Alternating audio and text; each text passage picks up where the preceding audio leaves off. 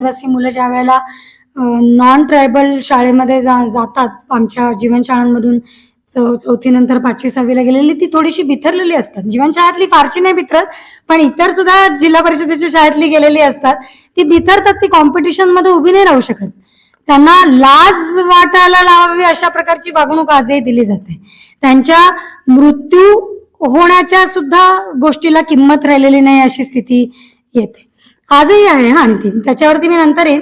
पण इथे त्या गोष्टीला म्हणजे ते पुनर्वसन होण्यास म्हणजे शिफ्टिंग झाल्यानंतर त्यांना ज्या समाजामध्ये वावरायचं आहे त्याच्यासाठी शिक्षण ही महत्वाची गोष्ट होती.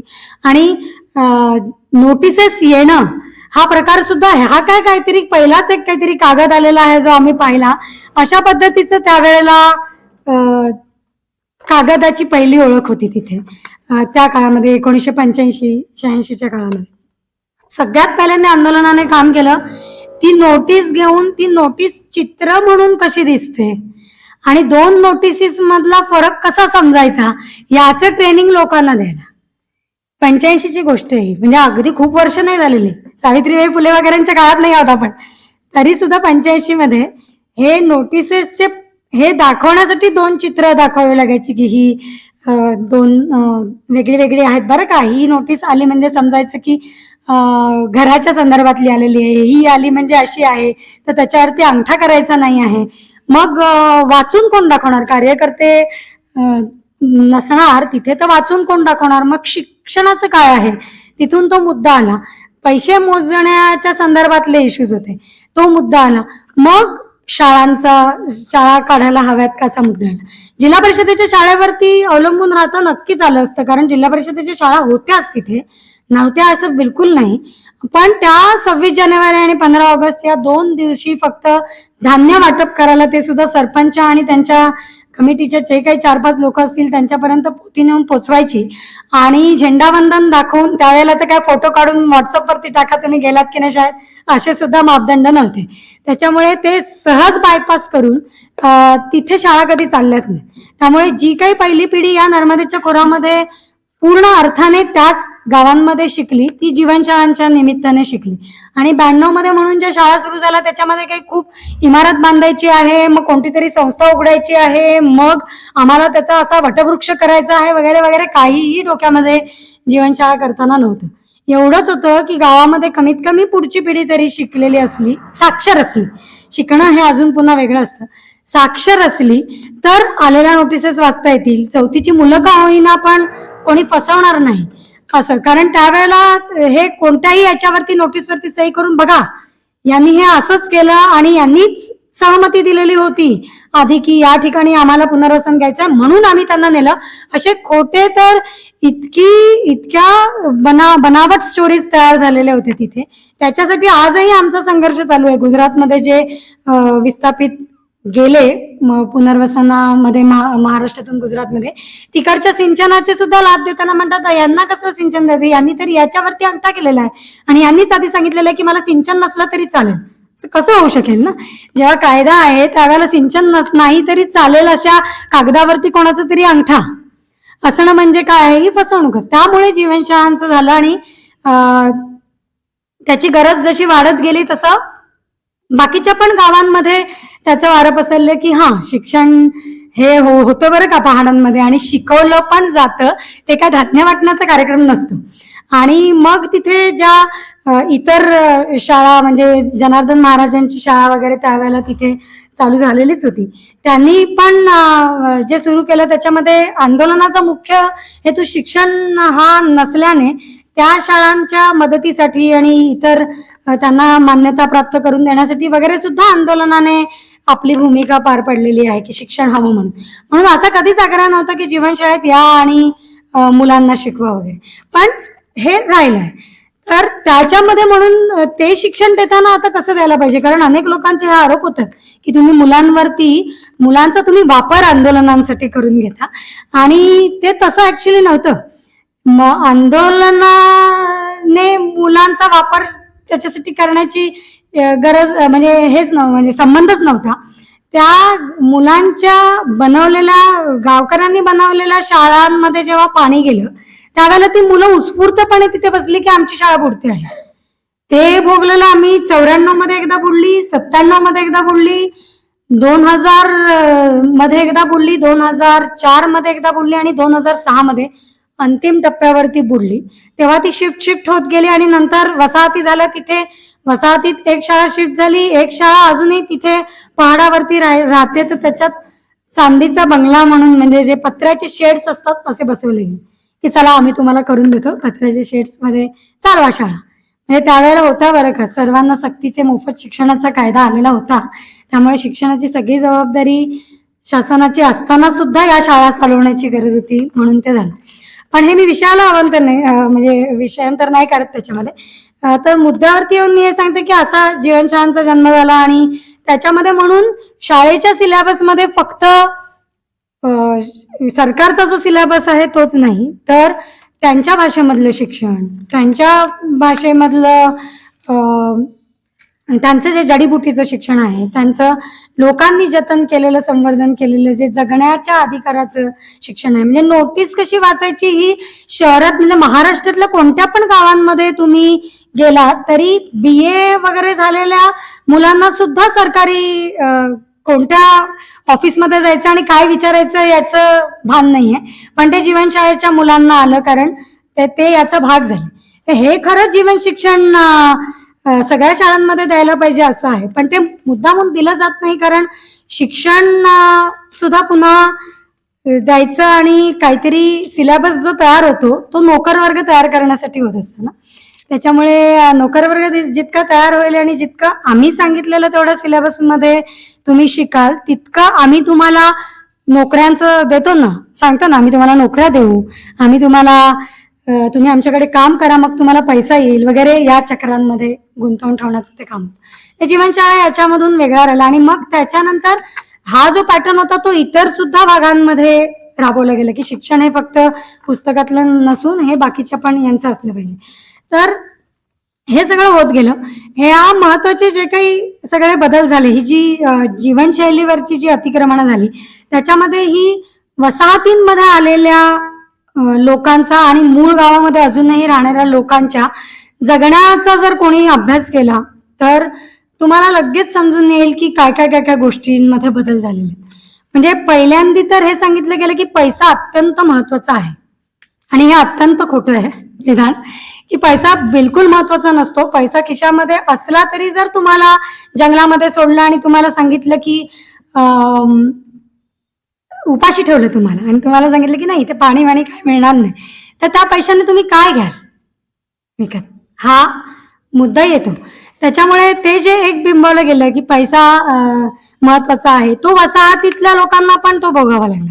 म्हणजे जीवनमान उंचावणं वाला जो एक मुद्दा आहे, त्याच्यामध्ये आपलं जीवनमान उंचावण्यामध्ये आपण या सगळ्या गरजा टाकल्या की मला मग रोज काहीतरी घ्यायचं झालं तर पूर्वी तर माझ्याकडे जंगल होतं म्हणून मी जंगलातून हेगवा मुख्खा वगैरे जे सगळं संपत्ती होती त्याच्यावरती राहत होतो, मासे होते त्याच्यामुळे मासे काढून मी घेत होतो, तर मला पैशाचा संबंधच नव्हता जगण्यामध्ये.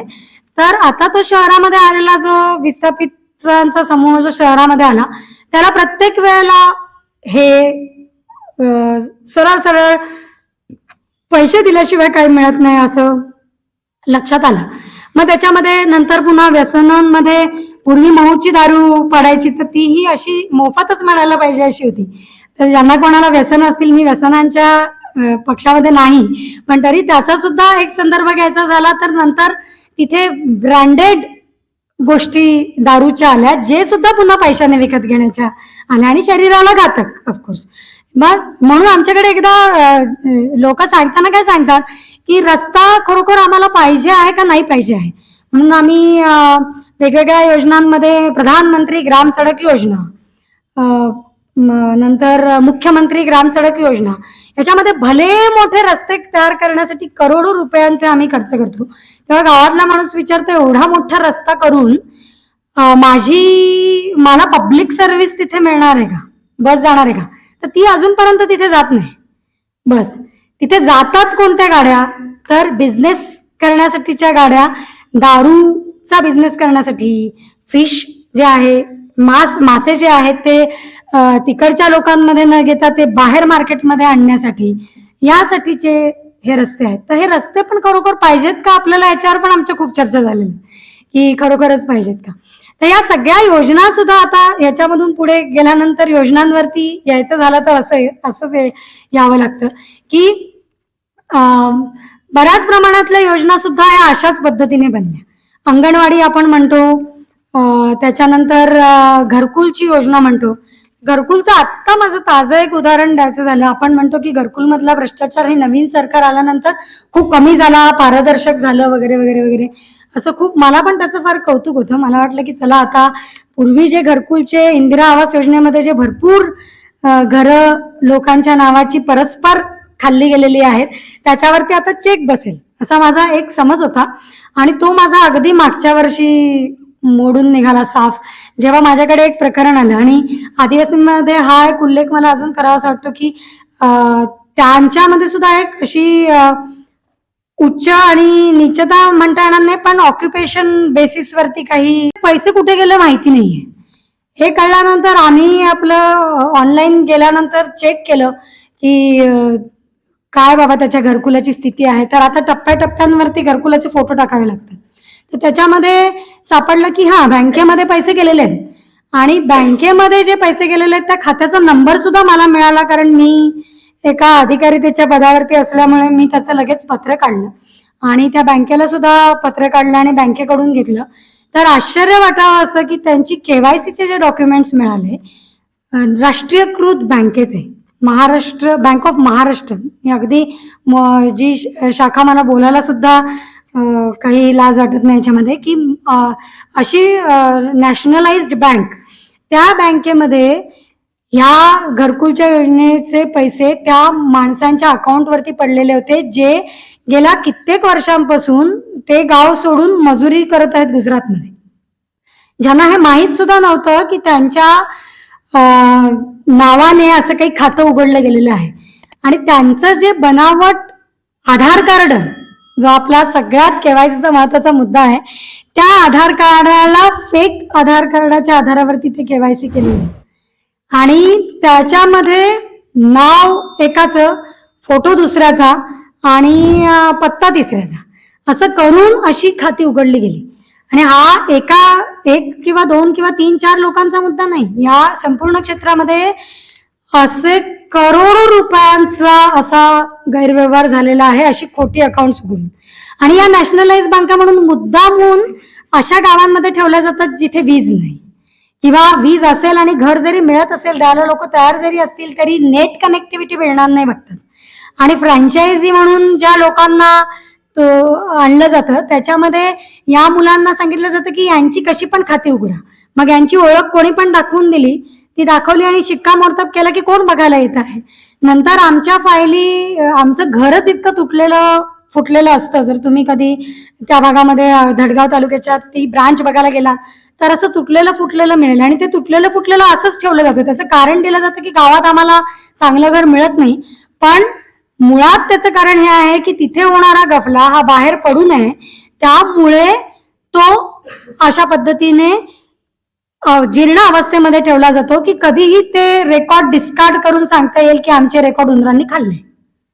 अशा पद्धतीचं चालू आहे. आणि त्यात गंमत अशी की ऑनलाईन झालेल्या या सगळ्या याच्यामध्ये जे 4-5 फोटो आले ते त्याच गावामधल्या 1-2 माणसांनी जे झेरॉक्सचं दुकान वगैरे चालवतात त्यांनी त्यांच्याच गावामध्ये नाही, ते इतर गावांमधले सुद्धा असे खोटे हे काढलेले होते. आणि त्या मांदलवाजा परिवारातल्या त्या महिलेच्या मागे उभं राहिल्यानंतर मी एक अधिकारी म्हणून सुद्धा आणि आंदोलनकर्ते म्हणून सुद्धा उभे राहिल्यानंतर थोडासा दबाव आला. आणि त्या दबावामध्ये मग त्यांनी हातापाया पाडणं वगैरे सुरू केलं. म्हणाले आम्ही आता पैसे वगैरे त्यांना देतो, घर तुम्ही जिथे म्हणाल तिथे बांधून देतो म्हणून सांगून ते कुठे गेले तर एका अशा व्यक्तीच्या जमिनीवरती गेले जी व्यक्ती परत दुसरीकडे कुठेतरी बुलढाण्यामध्ये मजुरीला गेलेली होती. आणि त्या माणसाला पण माहिती नाही की माझ्या जमिनीवरती हा घर बांधून देणार आहे. इतकी फसवणूक, त्याच याच्यामधली इतकी फसवणूक. तर हे झालं. आणि त्याच्यानंतर सांगायचा मुद्दा असा की हा समाजाचा इतका दबला गेलेला आहे. म्हणजे मी त्याला शेवटी हा प्रश्न विचारला की जे घर दाखवलेलं होतं ते घर त्याचं स्वतःचं बांधलेलं घर होतं, पूर्ण बंगल्यासारखं छान बांधलेलं. म्हटलं तू एकच काम कर बाबा, तू कुठेही घर वगैरे बांधून देऊ नकोस, तू एकच काम कर, तू हे जे घर आहे ना ते घर तू जसंच्या तसं दे, तू तुझ्या सगळ्या पोरा बायकांना आपण काढून घेऊ आणि मग नंतर आपण ठरवू की झालं. नंतर आपण त्याचा मुद्दाच राहणार नाही म्हणलं. आणि त्यासाठी म्हणून त्यांना जेव्हा मी हे बोलले त्यावेळेला रडला तो माणूस. तो म्हणाला हातापाय पडला, म्हटलं माझं घर नका काढू, पाहिजे तर मी तुम्ही म्हणाल तिथे करून देतो तुम्हाला. माझ्याकडून झालं का? तर मी तुम्हाला म्हणाल तिथे घर बांधून देतो, तुम्ही जसं सांगाल तसं देतो, पण माझ्या घराला सोडा असं. तर म्हटलं अरे यार, तुम्ही आपल्याच समाजातली आपली लोक आहेत आणि आपण असं कसं करतो, असा मुद्दा तिथे आला. त्याची केस टाकायची का असा मुद्दा आमचा चालू होता. हा सगळ्यात महत्वाचा मुद्दा मला, म्हणून मी हे उदाहरण दिलं की त्याची केस टाकायची का हे ठरवायची, म्हणजे ती स्ट्रॅटेजी ठरवताच BDO कडून नोटीस आली आणि ती नोटीस या व्यक्तींना आलीच नाही. म्हणजे माझ्या पत्रांमध्ये तर कोण कल्प्रिट आहेत काय आहेत याची सगळ्यांची नावं पण लिहिलेली होती. तरी ती नोटीस गेली त्या बाईला आणि त्यांच्या मुलांना की घरकुलचे पैसे तुम्ही ज्या कामासाठी होते त्या कामासाठी वापरले नाहीत, त्याचा जबाब द्या आम्हाला, कारणे दाखवा अशी. मग आम्ही भडकलो. आम्ही म्हटलं की चला आता तर आपल्याला अॅट्रॉसिटी दाखल करण्याच्या वरती ही गोष्ट येऊन गेलेली आहे, तर ती करूया. असं म्हटल्यानंतर थांबतंय का हे सगळं? हे प्रश्न इतके कॉम्प्लेक्स झालेले आहेत की ते करायला गेल्यानंतर आम्ही 10 वेळा पुन्हा विचार केला. जेव्हा ती प्रत्यक्ष व्यक्ती आली आणि आम्ही ठरवत होतो की याची केस करायची का, अॅट्रॉसिटी दाखल करायची का. खरं तर शासनाने डायरेक्टली गुन्हे दाखल करण्यासारखा 300 पानांचा तो रिपोर्ट तयार झाला. त्याच्यामध्ये नंतर मी त्याच्यामध्ये असल्यामुळे सुद्धा आमचे जे CEO आहेत त्यांनी ऍक्शन घेऊन त्या घरकुलच्या योजनेचं जे ऑनलाईन सिस्टीम आहे त्या सिस्टीममध्ये बरेचसे बदल केलेत. सिस्टीममध्ये बरेचसे बदल केलेले आहेत आता. पण मुद्दा राहिला पुन्हा की यांच्यावरती आपण केसेस करायच्या का नाही करायच्या. तर गावात आम्हाला राहायचं आहे परत, आणि जर घर बांधून देत असतील, हे मध्ये मध्ये बंद होते, घर बांधून देत असतील तर आम्ही आमचं काही भानगड नाहीये त्यांच्याबरोबर. या मुद्द्यावरती तो आजही पोचला आणि या मुद्द्यावरती तो आजही पोचण्यासाठी ची परिस्थिती किती गंभीर आहे. जेव्हा शाळेत ठेवायला झालं, म्हणजे मी त्यांचं घर उघड्यावरती होतं पावसामध्ये, तुटलेल्या फुटलेल्या अवस्थामध्ये, कारण त्यांना त्या योजनेमधून घर मिळणार नव्हतंच, कारण त्यांचे पैसे ऑलरेडी गेलेले होते. तर ते घेत असताना, हे डिस्टर्बिंग आहे, दुसरं काहीतरी असेल. तर ते घेत असताना पुन्हा करायचं का नाही करायचं, घ्यायचं का नाही घ्यायचं, त्या तालुक्यामधल्या जवळपास सगळ्या सरपंचांनी, सगळ्या लोकांनी तिथे गावामध्ये येऊन तिच्यावरती दबाव केला, हे सांगत की तुला या समाजात राहायचंय बरं का, आम्ही तुला बोलावणार आहोत आमच्याकडे मृत्यू झाल्यानंतर ढोल वाजवायला, तेव्हा गावाचा एक भाग बनून राहायचं असेल तर आम्ही जे देतो ते घ्यायला पाहिजे. असं पण काय, असं म्हणून जो दबाव झाला, त्या दबावात पण ती बाई उभी होती बरं का. ती मला असं सांगायला आली की ताई आम्ही खून पाडून टाकू का, असं सांगायला आली. मी त्यांना म्हटलं नको नको, आता इतकं आक्रमक होऊ नका, कारण आम्ही तर शांतीच्या आणि गांधीजींच्या तत्वावरती चालणारे, अहिंसेच्या तत्व मानणारी लोक, त्याच्यामुळे मी तर कधी असा सल्ला देऊच शकत नाही की कोणीतरी कोणाला तरी मारा, कितीही टोकाचं झालं तरी नाही देऊ शकत. तर त्यावेळेला ती थोडीशी खचली आणि हे खचणं जे आहे, किंवा शाळेत मी मुलांना जिल्हा परिषदेमध्ये टाकायचं का नाही टाकायचं, किंवा कोणत्याही शाळेमध्ये मी टाकायचं का नाही टाकायचं, याच्याबद्दल सुद्धा अजून भीती आहे मनामध्ये. या समाजाच्या, आदिवासी समाजाचं खरं आरक्षण हवं असलेले जर कोणी लोक आपण बघायला गेलं तर ती ही आहे की जी वंचित म्हणजे अजूनही वंचितच राहिलेले आहेत, त्यांच्यापर्यंत अजून खरं आरक्षण पोहोचलंच नाही. कारण त्यांना आरक्षण घ्यायला म्हणजे नोकऱ्यांमध्ये आरक्षणासाठी पहिलं शिक्षण पाहिजे, तुम्हाला त्या कॅलिबरला तुम्हाला पोहोचावं लागेल. आणि तोपर्यंत तुम्ही तिथे पोहोचतच नाही तर तुम्ही त्या टक्केवारीमध्ये कुठे बसतच नाही. त्याच्यामुळे त्याच्यातून निघून निघून थोडी थोडी जी काही समाजातली लोक गेलेली आहेत ती आरक्षणावरती बोलतात की आम्हाला यात पाहिजे, त्यात पाहिजे, त्यात पाहिजे. पण जो खरा वंचित राहिलेला समूह आहे तो सगळीकडे आजही नांदला गेलेला आहे. तर हा मुद्दा तिथे येतो. आणि याचा उल्लेख आज करावा लागतो की आपल्याला वाटतं की परिस्थिती बदलली आहे, पण असं मुळीच नाही आहे. हे तळागाळामध्ये गाव पातळीवरती काम करताना आपल्याला दिसतं.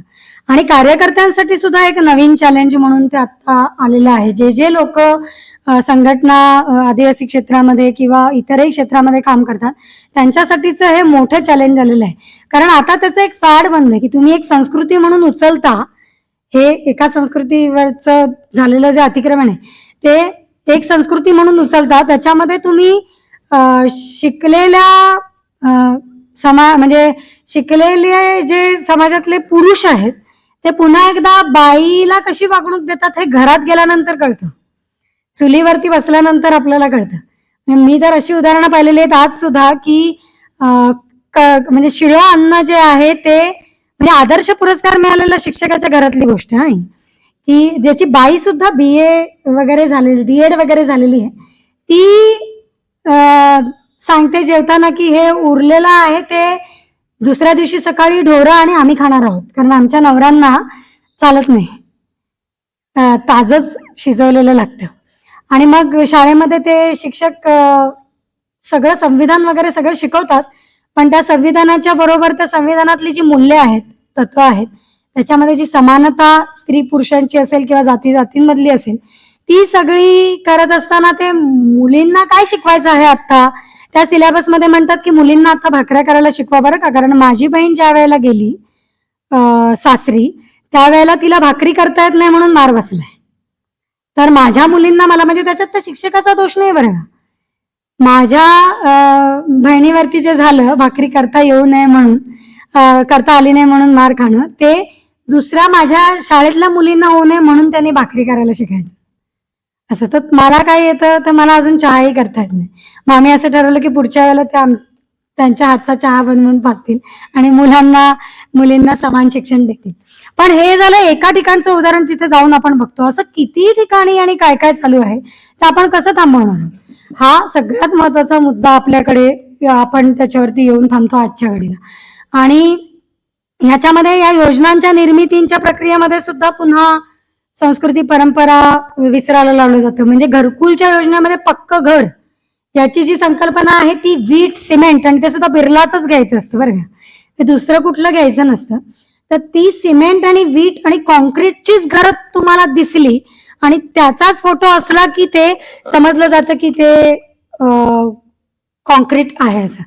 अदरवाईज तुम्ही जी पारंपरिक पद्धतीने विटांनी बांधलेली 20-20, 30-30 वर्ष राहिलेली घर आहेत लोकांची, ती कुठे कुठे या घरकुलच्या योजनेमध्ये पक्क घर म्हणून मानली जात नाही. कारण या सगळ्या योजना बनवताना पुन्हा त्याच्यामध्ये एक बिझनेसचा विचार आहे. तो अंगणवाड्यांच्या बाबतीतला सुद्धा आहे. कारण खाऊ हा द्यायचा झाला तर मुलांना पौष्टिक म्हणजे ताकदवर बनवण्यासाठी तुम्हाला EDNFचं पॅकेट द्यावं लागतं. म्हणजे शेंगदाण्याची काहीतरी तुम्ही कुठून तरी एका शहरामध्ये तुम्ही फॅक्टरी लावून त्या फॅक्टरीमध्ये तुम्ही शेंगदाण्यांचं काहीतरी गूळ वगैरे त्याच्यामध्ये टाकून वगैरे त्याला विटॅमिनने आणि बाकीचं काही अजून गोष्टी आयर्न वगैरे त्याच्यामध्ये भरून आयर्नचा तांदूळ वगैरे तयार करून मग त्यांना तुम्ही पौष्टिक म्हणून देणार आहात.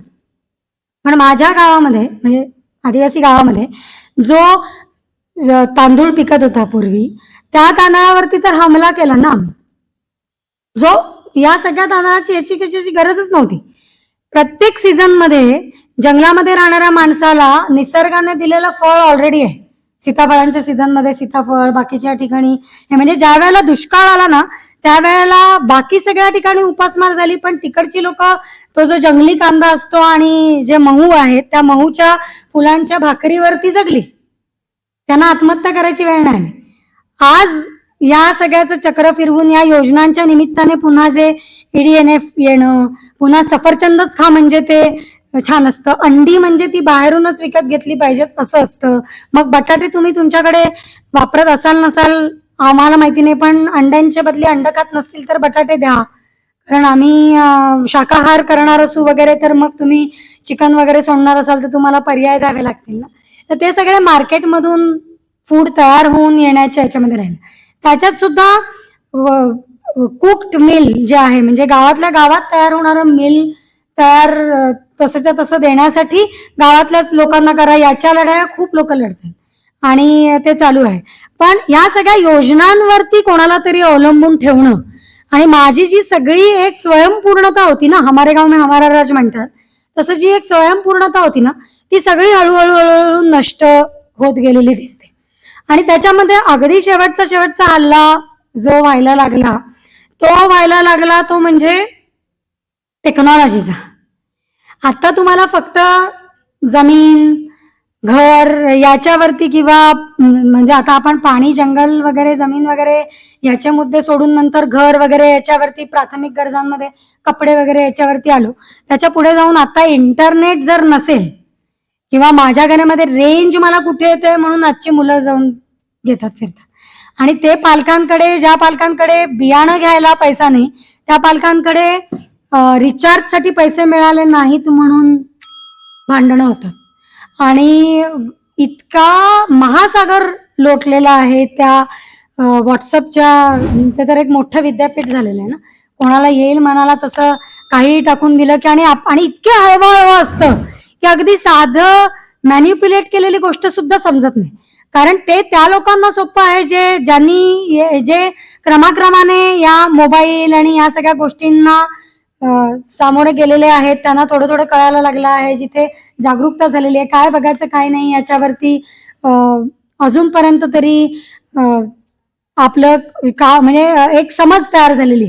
पण आदिवासी क्षेत्रामध्ये हे नवीन यंत्र आलं आणि या नवीन यंत्राने इतक्या भानगडी लावलेल्या आहेत, म्हणजे त्यावरती ही सगळी पिढी पहिल्यांदा आम्ही जेव्हा गावामध्ये मी फिरायचे तेव्हा मुलं अशी क्रिकेट वगैरे खेळताना दिसायची, आणि मग ही क्रिकेट खेळतात हे करतात, मग अरे बाबा हे बाहेरून काहीतरी गेम आला बरं का, बिझनेसवाला गेम खेळायचं. म्हणजे आमचं जे जुनं कबड्डी खो खो वगैरे असे जे सगळे गेम आहेत ते सोडून आम्ही हे क्रिकेट आणि याच्या सगळ्याच्यात असे सगळे परिणाम होत गेले ना. तसं हा मोबाईल गावामध्ये आल्यानंतर इतकं म्हणजे पालकांना मोबाईल माहितीच नाहीये, आणि शाळेमध्ये जाणाऱ्या मुलाच्या हातामध्ये तो आल्यानंतर तो दुसऱ्याच्या हातात बघितल्यानंतर हा म्हणतो की मला माझ्याकडे पाहिजे.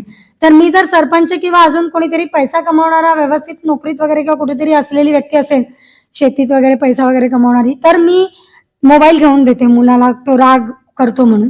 आणि मग त्याच्यामध्ये तो बघतो की पंख्याला रिमोटने चालवता येतं, आणि पंख्याला रिमोट, ही खरी घटना सांगते, पंख्याला रिमोटने चालवता येतो ही गोष्ट तो सांगतो, आणि तो म्हणतो की मला गावातल्या लोकांचे अर्ज कम्प्युटरवरती भरता येतील असं. तो हुशार एकदम मुलगा असलेला तो सांगतो. आई वडिलांना कळत नाही, आणि आई वडील म्हणतात हा वेडा झालाय, आणि मग त्याला वेड्याच्या इस्पितळात घेऊन जातात.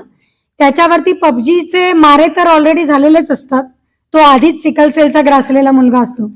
त्याचे वडील कुठेतरी शाळेमध्ये नोकरी करत असल्यामुळे शिपाईच्या पदावरती त्याला बिलं मिळणार असतात, जी काही याची बिलं असतात म्हणजे मेडिकल क्लेम्स. ते आता सरकारीमध्ये आम्हाला फुकट जरी मिळत असेल किंवा 2 रुपयाची गोळी कोणीतरी सजेस्ट केली तरी ती आम्ही घेणार नाही. ही बदलत चाललेली मानसिकता, आणि हे खरं अतिक्रमण आहे. आता जे चॅलेंजिंग आहे विचारांवरचं अतिक्रमण, ह्या सगळ्या नवीन येऊ घातलेल्या टेक्नॉलॉजीचं अतिक्रमण, आणि त्याच्यामध्ये आता आपण कसं तग धरणार आहोत, कोणते विचार पोचवणार आहोत. आपण एकदम व्हायलंट होतो, आणि हा व्हायलन्स म्हणजे शहरातल्या लोकांचं तर व्हायलन्स आहे. तू मला हे बोललास का, ते म्हणजे फेसबुकवर असं युद्ध चालू असतं. मी कधी कधी बघून आम्ही म्हणतो चला ब्रेक घेऊया आता त्याच्यामधून, पण हे चालू असतं, आणि हे सातत्याने या समाजातल्या व्हॉट्सअप ग्रुप्सवरती सुद्धा फिरत असतं. आणि हे इतकं भयानक होत गेलंय की द्वेष होणं, त्याच्यामधून निराशा येणं, आणि हे कधीही न आलेले मुद्दे, जे साधं जीवन आणि अगदी बेसिक नीड्स मध्ये छान जीवन जगू शकत असणाऱ्या मुलांपर्यंत आलं. आणि सरप्राइझिंगली आत्महत्यांचं प्रमाण गेल्या कोविडच्या नंतर आणि त्याच्या सुद्धा पलीकडच्या म्हणजे थोड्या 5-10 वर्षांमध्ये जर आपण बघितलं तर तुम्ही खरोखर जाऊन प्रत्येक पोलीस स्टेशनमध्ये आत्महत्येच्या नोंदी घ्या. बऱ्याचशा नोंदी तुम्हाला आत्महत्येच्या सापडणारच नाही. पूर्वी आदिवासी भागामध्ये कधीही आत्महत्या होत नव्हती. हे सगळं प्रमाण होतं शेतकऱ्याने झाडाला लटकवून दिलं वगैरे आणि आत्महत्या केली वगैरे प्रकरण, हे सगळं विदर्भ या वगैरे भागामध्ये आपण बघत होतो. ते आता खानदेशामध्ये आलेली नवीन समस्या झालेलं आहे. आणि ते कशामधून आहे? कोणीतरी कोणाबरोबर तरी पळून गेलं, मग त्यांना मुलीला परत घेऊन येण्याची जबाबदारी सरपंचाची असते, असं म्हणजे तो सगळं टाकणं होतं ना तशा पद्धतीची. आणि नैराश्यांमधून मृत्यू. आता शेवटचं एक उदाहरण मी देते की आपल्या पुढची चॅलेंजेस काय आहेत त्याच्यामध्ये. तर एक आता धुळ्यामध्ये एक साक्रीमध्ये कुठेतरी एक आश्रमशाळा आहे, मी नाव नाही घेत, पण त्या शाळेमध्ये 5वी मधल्या मुलाचा मृत्यू झाला बाथरूममध्ये. आणि ही त्या आश्रमशाळेतली मला वाटतं 2री-3री घटना असेल झालेली. तर त्याला आईने दुसरीकडे लग्न केलेलं होतं, पण या समाजामध्ये ते दुसरं लग्न करणं किंवा काय चालतं, तर त्याच्यामुळे त्याच्या जन्माच्या नंतर लगेचच ते झालेलं होतं. पण त्याचा मुद्दा असा बनवला गेला की त्याने आत्महत्या केली आणि 5वीतला मुलगा त्याने आत्महत्या केली आणि त्याने आत्महत्या करण्याचं त्याचं कारण होतं आई दुसऱ्याबरोबर गेली म्हणून, आईचं प्रेम मिळालं नाही म्हणून. जो मुलगा रजिस्टरमध्ये व्यवस्थित नोंदी घेतोय, हजेरा घेतोय, खुश आहे, तो अचानकपणे मरतो. आणि या मृत्यूंचे हिशोब होत नाहीत कारण ते पैशांनी विकत घेतले जातात. आणि ज्या मुलांना आई वडील नाहीत किंवा जे विभक्त झालेले त्यांच्या मागे त्यांचा समाज सुद्धा उभं राहत नाही. 1-2 केसेस अशा होतात ज्याच्यामध्ये मुद्दा खूप उठतो आणि त्या कॉम्प्रोमाइजेस मध्ये जाऊन त्या पैशावरती सेटल होतात. कारण न्यायदानाच्या प्रक्रियेमध्ये पुन्हा तुम्हाला साबित काही करता येण्यासारखं नसतं आणि न्यायदानाच्या प्रक्रियेत सुद्धा पुन्हा वंचित राहिलेल्या समाजाला न्याय मिळेल याची गॅरंटी सुद्धा मिळत नसते. त्याच्यामुळे अशा प्रकारची उदाहरणं समोर येतात जी गंभीर प्रकारची ही चॅलेंजेस आहेत ती आपल्याला त्याच्या सामोरं जावं लागते. आता हे सगळ्या झाल्या समस्या, पण याच्यावरती उपाय म्हणून आता आपण काय करणार? मी या सगळ्या कामांमध्ये मसुद्यामध्ये वगैरे सुद्धा कायदे वगैरे बनवण्याच्या मसुद्यामध्ये वगैरे सुद्धा भाग घेतला. वन अधिकारांचा मसुदा बनवत असताना आम्हाला अधिकार देताना वैयक्तिक द्यायच्यात का सामूहिक यावरती खूप चर्चा झाली. कायदा पूर्ण बनून गेल्यानंतर माझा एक सहकारी आदिवासी कार्यकर्ता होता धनसिंग, त्याने मला म्हटलं, अरे हे काय दुधारी तलवार करून ठेवली यार तुम्ही. आमच्या गावांमध्ये आता असा कायदा आल्यानंतर प्रत्येक जण वैयक्तिक साठी भांडेल, आपण सामूहिकच्या अधिकारांच्या जी शिवेच्या आतलं सगळं हे गावाचं म्हणून जो लहा पद्धत होती ती या कायद्यांनी संपवली.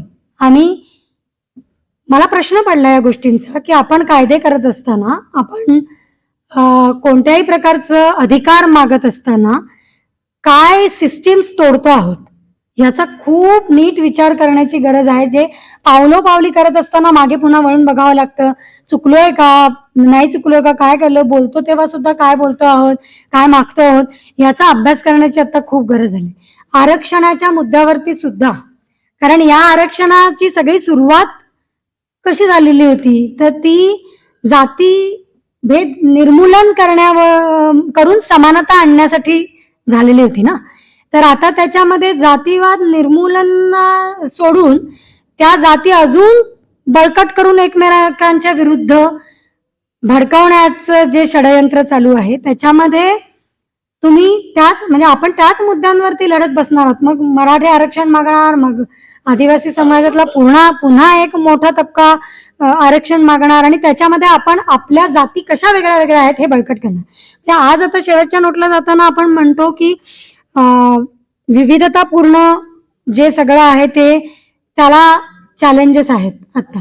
कारण सगळं युनिफॉर्म सिव्हिल कोड आणा, म्हणजे सगळ्यांना सारखं करा, हे जे सगळं एक चालू आहे त्याच्यामध्ये आपण भूमिका घेत असताना आपल्याला खूप नीट विचार करावा लागणार आहे की आपल्याला आता एकत्र जे यावं लागणार आहे ते ही जी जगण्यातली प्रत्येकाची विविधता आहे, जो प्रत्येक व्यक्ती वेगवेगळा आहे आणि संस्कृती वेगळी वेगळी आहे, खाद्य संस्कृती वेगळी आहे, परंपरा वेगळी आहे, त्यांचा सन्मान करणं, एकमेकांच्या संस्कृतीचा, त्यांच्या चालीरीतींचा, त्याच्यातले जे मानवाला बेसिक प्रिन्सिपल्सना तोडणाऱ्या गोष्टी आहेत त्या बाजूला काढणं, फिल्टर करणं, हे तंटाबिलांनी सुद्धा संघर्ष करत असताना हे मुद्दे घेतले होते बरं का त्यांच्या इतिहासात. पण आता जे इतिहास लिहू पाहत आहेत ते त्याच्यामध्ये हे घेत आहेत का हे बघण्याचा प्रश्न आहे. सगळे इतिहास बदलले जातच आहेत, हा एक मोठा मुद्दा आहे. तर ती विविधता जी सगळी आहे ती जपण्यासाठी म्हणून आता सगळ्यांनी एकत्र येण्याची वेळ आलेली आहे. आणि तर आपण ही जी सगळी अतिक्रमण होत आहेत, सगळ्या संसाधनांवरची असतील, विचारांवरची असतील, संस्कृतींवरची असतील, ती थांबवू शकतो. आणि ती थांबवून आपण जे घटनेमध्ये खरोखर लिहिलेलं आहे त्याचा खरा अभ्यास करून आपण सगळ्यांना पुढे घेऊन जाऊन एकत्रितपणे पुढचा समाज घडवू शकतो असं मला वाटतं. तर मी इथे थांबेन आणि प्रश्न उत्तरं काही असतील त्याच्यासाठी पण आपल्याला वेळ द्यायचा आहे. त्याच्यामुळे मला माहिती नाही किती मिनिटं झाली काय झालं, पण ते मला अधिक आवडेल, म्हणजे मग अजून त्याच्यावरती आपल्याला चर्चा करता येते. आणि ते प्रश्न या अनुषंगाने आलेला अधिक जास्त आवडतील जे कृती कार्यक्रमांमध्ये किंवा आता स्ट्रॅटेजीज मध्ये आपल्याला काही करायला हवा आहे का याच्या संदर्भामध्ये. तर प्रश्नांना आपण सुरुवात करू शकतो. धन्यवाद. मी त्याच्या प्रश्नोत्तरांना सुरुवात करण्याआधी मी माझ्या बरोबर आलेले 2 जीवनशाळेचे विद्यार्थी आहेत. एक नार्सिंग आहे जो आता त्याने नॅशनल घेतले बरं का, स्टेट लेवलचं एक सिल्वर मेडल आता त्याने घेतलेलं आहे, तो आहे. आणि एलिसा आहे ती, यांचे हे विस्थापित परिवारातले, म्हणजे एलिसा विस्थापित परिवारातली आहे आणि नार्सिंग विस्थापित परिवारातला नाही, सरदार सरोवरच्या